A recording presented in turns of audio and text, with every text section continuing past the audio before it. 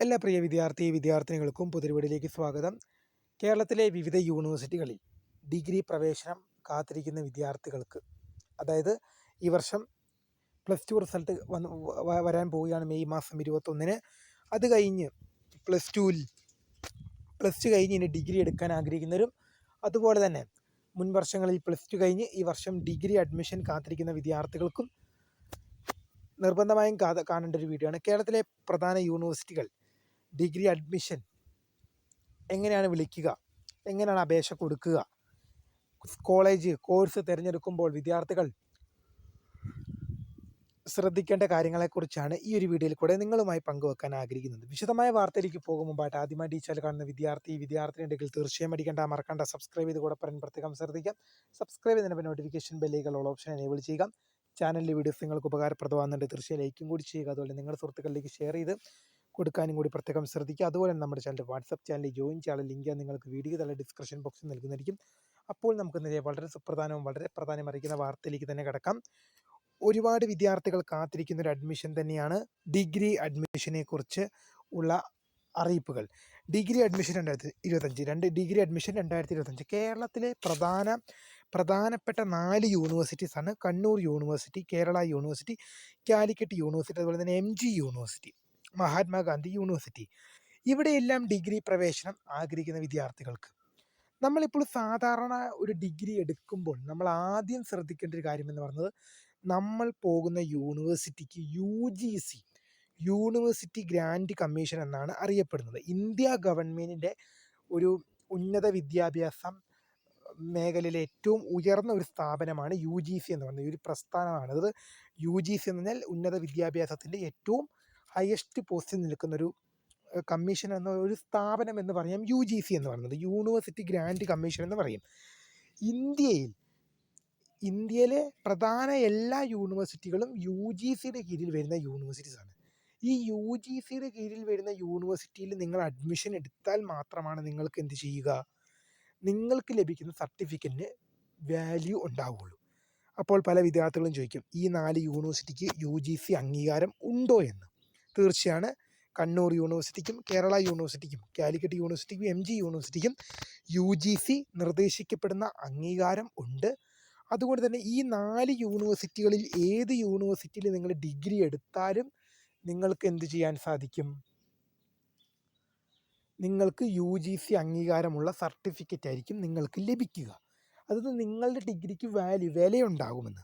UGC ഇപ്പം നമ്മൾ കൂടുതലായും ഇങ്ങനെയുള്ള ശ്രദ്ധിക്കേണ്ടത് കേരളത്തിലെ യൂണിവേഴ്സിറ്റികളായതുകൊണ്ട് ഇവയെക്കുറിച്ച് നിങ്ങൾക്ക് പേടിക്കാനില്ല. UGC അംഗീകാരമുണ്ട്, കേരള സർക്കാരിൻ്റെ യൂണിവേഴ്സിറ്റികളാണ്, അതുകൊണ്ട് പേടിക്കേണ്ട ആവശ്യമില്ല. നമ്മൾ ഈ കൂടുതലായും ഇക്കാര്യം ശ്രദ്ധിക്കേണ്ടത് നമ്മൾ പുറത്തേക്ക് പോകുമ്പോഴാണ്. നമ്മൾ കേരളത്തിന് പുറത്തുള്ള മറ്റ് സംസ്ഥാനങ്ങളിലെ വിവിധ യൂണിവേഴ്സിറ്റികളിൽ നമ്മൾ അഡ്മിഷൻ തിരഞ്ഞെടുക്കാൻ നിൽക്കുമ്പോഴാണ് നമ്മൾ ശ്രദ്ധിക്കേണ്ടതായ കാര്യങ്ങൾ എന്ന് പറയുന്നത് UGC അംഗീകാരമുണ്ടോ എന്നുള്ളത് ഉറപ്പുവരുത്തേണ്ടത്. അഥവാ UGC അംഗീകാരം ഇല്ലെങ്കിൽ നിങ്ങൾ 3 വർഷമോ 4 വർഷമോ പഠിച്ചിറങ്ങിയാലും നിങ്ങൾക്ക് +2 മാത്രമേ വില കാണുള്ളൂ, നിങ്ങൾക്ക് ലഭിക്കുന്ന സർട്ടിഫിക്കറ്റിന് വാല്യൂ കാണില്ല. അപ്പോൾ കൂടുതലും ഇങ്ങനെയുള്ള കാര്യങ്ങൾ നമ്മൾ ശ്രദ്ധിക്കേണ്ടത് കേരളത്തിന് പുറത്തേക്ക് ഡിഗ്രി പഠിക്കാൻ പോകുന്ന വിദ്യാർത്ഥികളെ ആണ്. കാരണം അന്നേരമാണ് നമ്മൾക്ക് എന്ത് ചെയ്യാന്നത്, കൂടുതൽ അറിവുകൾ അതിനെക്കുറിച്ച് കിട്ടാതെ വരികയും നമ്മൾ പല സമയത്തും പെട്ടുപോകുന്നൊരു സാഹചര്യം ഉണ്ടാകാറുള്ളത്. അപ്പോൾ അഡ്മിഷൻ കാത്തിരിക്കുന്ന വിദ്യാർത്ഥികൾ മോസ്റ്റായിട്ട് ശ്രദ്ധിക്കേണ്ട കാര്യം എന്ന് പറഞ്ഞാൽ, കൃത്യമായ അഡ്മിഷൻ വിളിക്കുമ്പോൾ അറിയുക എന്നതാണ് ഏറ്റവും പുതിയ വാസ്തവം എന്ന് പറയുന്നത്. അതായത് നിങ്ങൾക്ക് ഈ ഒരു ചാനൽ സബ്സ്ക്രൈബ് ചെയ്ത് വെച്ച് കഴിഞ്ഞാൽ നിങ്ങൾക്ക് കേരള, കണ്ണൂർ, കാലിക്കറ്റ്, MG യൂണിവേഴ്സിറ്റികളുടെ അഡ്മിഷൻ തുടങ്ങുമ്പോൾ മുതൽ അഡ്മിഷൻ അവസാനിക്കും വരെ, അഡ്മിഷൻ അവസാനിക്കുന്നവരല്ല, ഡിഗ്രിയുമായി ബന്ധപ്പെട്ട എല്ലാ അപ്ഡേറ്റുകളും, അഡ്മിഷൻ അവസാനിക്കുന്നത്, അതായത് നിങ്ങൾക്ക് അഡ്മിഷൻ വരുന്നതും അലോട്ട്മെൻറ്റ് നടക്കുന്നതും എല്ലാ വിവരങ്ങളും ഈ ഒരു ചാനലിൽ കൂടെ തന്നെ നമ്മൾ അത് സമയാസമയങ്ങളിൽ കഴിഞ്ഞ വർഷം അറിയിച്ചിട്ടുണ്ട്. ഈ വർഷവും നമ്മളത് സമയാസമയങ്ങളിൽ അറിയിക്കും. അപ്പോൾ ഡിഗ്രി കാത്തിരിക്കുന്ന വിദ്യാർത്ഥികൾ ഇപ്പോഴേ സബ്സ്ക്രൈബ് ചെയ്തിട്ടുള്ള നിങ്ങളുടെ പരീക്ഷ മറ്റു കാര്യങ്ങളെല്ലാം നമ്മൾ അറിയിക്കും. നിങ്ങളുടെ സെമസ്റ്റർ പരീക്ഷകളും രജിസ്ട്രേഷനും മറ്റു കാര്യങ്ങളെല്ലാം നമ്മൾ ഇതിലൂടെ അറിയിക്കും. അപ്പോൾ ഈ ഒരു ചാനൽ നിങ്ങൾക്ക് സബ്സ്ക്രൈബ് ചെയ്തിട്ടുള്ള നിങ്ങൾക്ക് പല ഗുണങ്ങളാണ് ലഭിക്കാൻ പോകുന്നത്. അപ്പോൾ അഡ്മിഷൻ ആരംഭിക്കുമ്പോൾ നിങ്ങൾ എന്ത് ചെയ്യണം, അഥവാ നിങ്ങൾ ഈ 2-3 യൂണിവേഴ്സിറ്റികളിൽ കൂടെ നിങ്ങൾ ഈ +1 അലോട്ട്മെൻറ്റ് കൊടുത്ത പോലെ തന്നെ ആണ് അഡ്മിഷനായിട്ട് നിങ്ങൾ അലോട്ട്മെൻറ്റ് കൊടുക്കേണ്ടത്. +1 അലോട്ട്മെൻറ്റിന് HSCAPൻ്റെ വെബ്സൈറ്റ് വഴി നിങ്ങൾ അപേക്ഷ കൊടുത്തു. എന്നിട്ടാണ് നിങ്ങൾക്ക് അലോട്ട്മെൻറ്റ് വഴിയാണ് സീറ്റ് കിട്ടിയത്. ഈ 4 യൂണിവേഴ്സിറ്റീസിലേക്കും അങ്ങനെയാണ് സീറ്റ് കിട്ടുക. പക്ഷേ ഒറ്റ വ്യത്യാസം മാത്രം, HSCAP എന്ന് പറഞ്ഞാൽ ഓൾ കേരളയാണെങ്കിൽ, അത് ഓൾ കേരളയാണ്. ഒറ്റൊരു വെബ്സൈറ്റിലൂടെ, നിങ്ങളുടെ ഒറ്റൊരു ആപ്ലിക്കേഷനിലൂടെ കേരളത്തിലെ ഏതൊരു സ്കൂളിലേക്കും നിങ്ങൾക്ക് കൊടുക്കാൻ സാധിക്കും. പക്ഷേ നിങ്ങൾക്കിപ്പോൾ കണ്ണൂർ യൂണിവേഴ്സിറ്റിയിൽ നിങ്ങൾ അഡ്മിഷൻ എടുക്കണമെങ്കിൽ കണ്ണൂർ യൂണിവേഴ്സിറ്റിയുടെ വെബ്സൈറ്റ് വഴി നിങ്ങൾ അഡ്മിഷൻ കൊടുക്കണം. കേരള യൂണിവേഴ്സിറ്റിക്കും അതുപോലെ സെപ്പറേറ്റ് വെബ്സൈറ്റ് ഉണ്ട്, സെപ്പറേറ്റ് അഡ്മിഷൻ പോർട്ടലും ഉണ്ട്.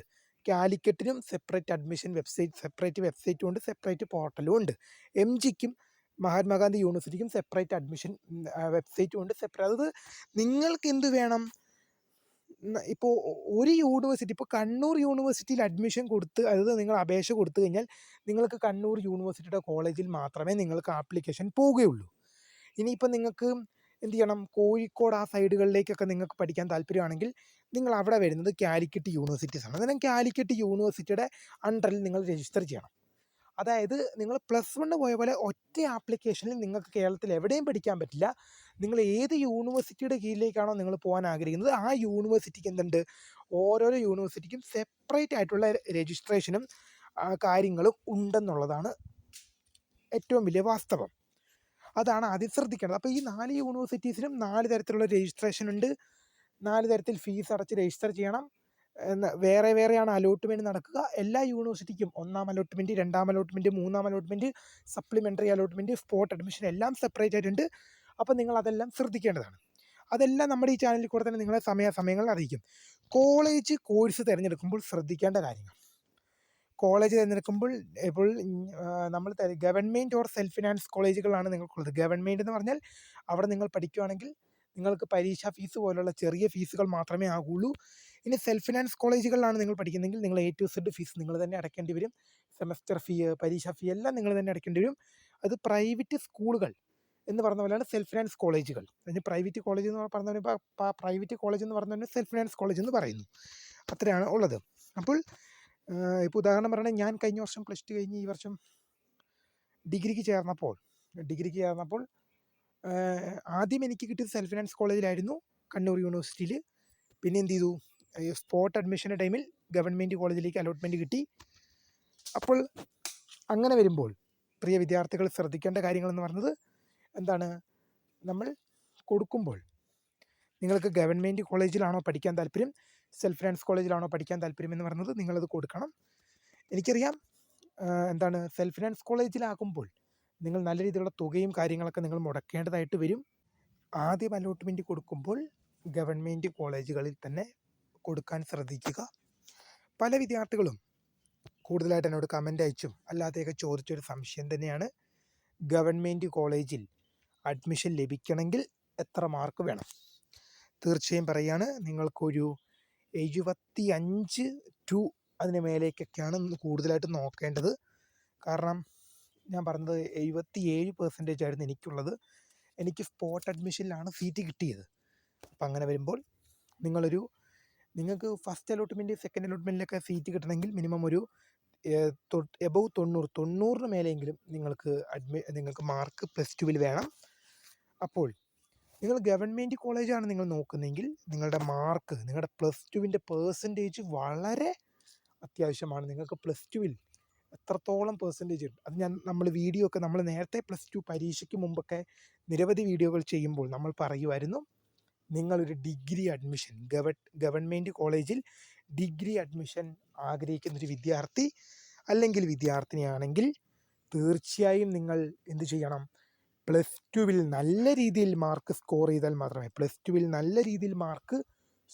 ചെയ്താൽ മാത്രമേ പ്രിയ വിദ്യാർത്ഥിനികൾക്ക് ഗവൺമെൻറ് കോളേജിൽ കിട്ടുകയുള്ളൂ. സെൽഫ് ഫിനാൻസ് കോളേജിൽ അങ്ങനെയല്ല, നിങ്ങൾ പൈസ കൊടുത്ത് അഡ്മിഷൻ എടുക്കുന്നതാണ്. അതുകൊണ്ട് തന്നെ മാനേജ്മെൻറ്റ് പറയുന്ന പൈസ നിങ്ങൾക്ക് കൊടുക്കാമെങ്കിൽ നിങ്ങൾക്ക് +2 ജയിച്ചിരിക്കണം എന്ന് മാത്രമേ നിർബന്ധമുള്ളൂ. അവിടെ പെർസെൻറ്റേജ് ഒരു പ്രശ്നമായിട്ട് വരുന്നില്ല. കാരണം സെൽഫ് ഫിനാൻസ് കോളേജ് പ്രൈവറ്റ് കോളേജുകളാണ്. അവിടെ മാർക്കല്ല, അവിടെ പൈസ നോക്കിയിട്ടാണ് അഡ്മിഷൻ എല്ലാം കാര്യങ്ങളും നടക്കുന്നത്. അഡ്മിഷൻ ഉൾപ്പെടെയുള്ള നടപടി കാര്യങ്ങൾ അവിടെ നടക്കുന്നത്. അപ്പോൾ കോഴ്സ് തിരഞ്ഞെടുക്കുമ്പോൾ നിങ്ങൾക്ക് എടുക്കാൻ പറ്റിയ നിരവധി കോഴ്സുകളുണ്ട്. BA, BCom, BBA, BTHM എന്നിങ്ങനെ പറഞ്ഞ പോലെ BSc എന്നിങ്ങനെ ഒരുപാട് കോഴ്സുകളുണ്ട്. അത് BAയിൽ വരുന്നത് BA history, BA political science, BA Malayalam, BA English, BA journalism, BA sociology, ഇനി BSc ബോട്ടണി, ഫിസിക്സ്, കെമിസ്ട്രി എന്നിങ്ങനെ നിരവധി, BCom, BBA bachelor of business administration, BCom corporation, നിരവധി കോഴ്സുകളുണ്ട്. അപ്പോൾ പ്രിയ വിദ്യാർത്ഥികൾ മനസ്സിലാക്കേണ്ട ഒരു കാര്യം, നിങ്ങൾക്ക് പഠിക്കാൻ പറ്റുന്ന കോഴ്സ് മാത്രം എടുക്കുക. കാരണം പിന്നീട് മാറ്റുക എന്നുള്ളത് എന്താണ്, വളരെ ബുദ്ധിമുട്ടായ കാര്യം തന്നെയാണ്. നിങ്ങൾക്ക് കോഴ്സ് മാറാൻ വളരെ ബുദ്ധിമുട്ടാണെന്നുള്ളതാണ് ഏറ്റവും വലിയ വാസ്തവം. നിങ്ങൾ ആദ്യം തന്നെ നിങ്ങൾ ഡിഗ്രി പഠനം തിരഞ്ഞെടുക്കുമ്പോൾ നിങ്ങൾക്ക് ഏറ്റവും കൂടുതൽ ശ്രദ്ധിക്കേണ്ടത് ഞാൻ ഈ കോഴ്സാണ് എടുക്കുന്നത്. അല്ലാതെ ഏതെങ്കിലുമൊക്കെ കോഴ്സ് നിങ്ങൾ പോയി എടുത്തു കഴിഞ്ഞ് ലാസ്റ്റ് നിങ്ങൾക്ക് പഠിക്കാൻ പറ്റുന്നില്ല എന്ന് പറഞ്ഞ് +1 പോലെയൊന്നും എന്ത് ചെയ്യില്ല, എല്ലാ അലോട്ട്മെൻറ്റ് കഴിയുമ്പോഴും ട്രാൻസ്ഫർ വിളിക്കില്ല. +1ൽ നിങ്ങൾക്ക് എല്ലാ അലോട്ട്മെൻറ്റിന് ശേഷം first transfer allotment, second transfer allotment ഉണ്ടായിരുന്നു. പക്ഷേ ഡിഗ്രിയിൽ എന്തില്ല, അങ്ങനെ ഇല്ല. നിങ്ങളുടെ ഒരു വർഷം കഴിയുമ്പോഴായിരിക്കും, ചിലപ്പോൾ ഫസ്റ്റ് ഇയർ കഴിയുമ്പോഴായിരിക്കും ട്രാൻസ്ഫർ വിളിക്കുക. അപ്പം അങ്ങനെ വരുമ്പോൾ നിങ്ങൾക്കത് വലിയ ബുദ്ധിമുട്ടാകും. അതുകൊണ്ട് തന്നെ ഏറ്റവും കൂടുതൽ ശ്രദ്ധിക്കേണ്ടത്, കോഴ്സ് തിരഞ്ഞെടുക്കുമ്പോൾ നിർബന്ധമായും ശ്രദ്ധിക്കണം. നിങ്ങൾക്ക് ആ കോഴ്സ് എന്ത് ചെയ്യാൻ പറ്റുമോ, പഠിക്കാൻ സാധിക്കുമോ എന്നുള്ളത്.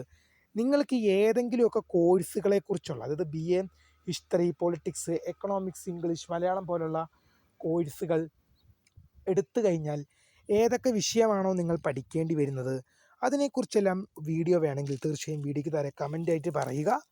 അപ്പോൾ നമ്മൾ അതെന്ത് ചെയ്യും, കൂടുതൽ വിദ്യാർത്ഥികളുണ്ടെങ്കിൽ തീർച്ചയായും വീഡിയോ ചെയ്തു തരുന്നതായിരിക്കും. അപ്പോൾ അങ്ങനെ വരുമ്പോൾ കോഴ്സ് തിരഞ്ഞെടുക്കുമ്പോൾ നിങ്ങൾക്ക് പഠിക്കാൻ പറ്റുന്നുണ്ട്, ആ കോഴ്സ് നോക്കിയിട്ട് തിരഞ്ഞെടുക്കുക. പിന്നീട് മാറ്റുക എന്ന് പറഞ്ഞാൽ വളരെ ബുദ്ധിമുട്ടാണ്. അതുകൊണ്ട് തന്നെ എടുക്കുമ്പോൾ തന്നെ കൃത്യമായ രീതിയിൽ നോക്കിയും കണ്ടും എടുക്കുക. അപ്പം തീർച്ചയായും ഇതിലും കൂടുതൽ അപ്ഡേറ്റുകൾ, ഇപ്പോൾ ഡിഗ്രി എന്താണെന്നും അഡ്മിഷൻ പ്രൊസീജിയർ എങ്ങനെയാണ് നടക്കുന്നതെന്നും കോഴ്സ് തിരഞ്ഞെടുക്കുമ്പോൾ ശ്രദ്ധിക്കേണ്ടതായ കുറച്ച് കാര്യങ്ങളൊക്കെയാണ് ഇപ്പോൾ പറഞ്ഞത്. ഇനി ഓരോ യൂണിവേഴ്സിറ്റീസും അഡ്മിഷൻ വിളിക്കുമ്പോൾ, ഇപ്പം നിങ്ങളുടെ +2 റിസൾട്ട് മെയ് മാസം 21 പുറത്ത് വരും. അത് കഴിഞ്ഞാൽ ഒരാഴ്ചക്കകം തന്നെ, അല്ലെങ്കിൽ ജൂൺ 1 തന്നെ എന്ത് ചെയ്യും, ഈ 4 യൂണിവേഴ്സിറ്റീസും, Kannur university, Kerala university, Calicut university, MG university, എല്ലാ യൂണിവേഴ്സിറ്റീസും തങ്ങളുടെ ഡിഗ്രി അഡ്മിഷൻ ആരംഭിക്കും. അതുമായി റിലേറ്റ് ചെയ്യുന്ന അഡ്മിഷൻ എങ്ങനെയാണ് നടക്കുന്നത്, അലോട്ട്മെൻറ്റ് എപ്പോൾ വരും, അഡ്മിഷൻ എപ്പോൾ എടുക്കണം എന്നിവയുമായി ബന്ധപ്പെട്ട എല്ലാ അറിയിപ്പുകൾക്കും ഇപ്പോൾ തന്നെ ചാനൽ സബ്സ്ക്രൈബ് ചെയ്ത് വെക്കുക. കഴിഞ്ഞ വർഷത്തെ വിദ്യാർത്ഥികൾക്ക് ഒരുപാട് തരത്തിലുള്ള ഗുണങ്ങൾ ഈ ചാനലിലൂടെ നേടിക്കൊടുക്കാൻ സാധിച്ചിട്ടുണ്ട്. തീർച്ചയായും നിങ്ങൾക്ക് അഡ്മിഷനായി ബന്ധപ്പെട്ടുള്ള എല്ലാ ഗുണങ്ങളും നിങ്ങൾക്ക് ഈ ഒരു ചാനലിലൂടെ ലഭിക്കും. അപ്പോൾ പുതിയ കാണുന്നവർ, my name is the founder of screen for the career guidance. By.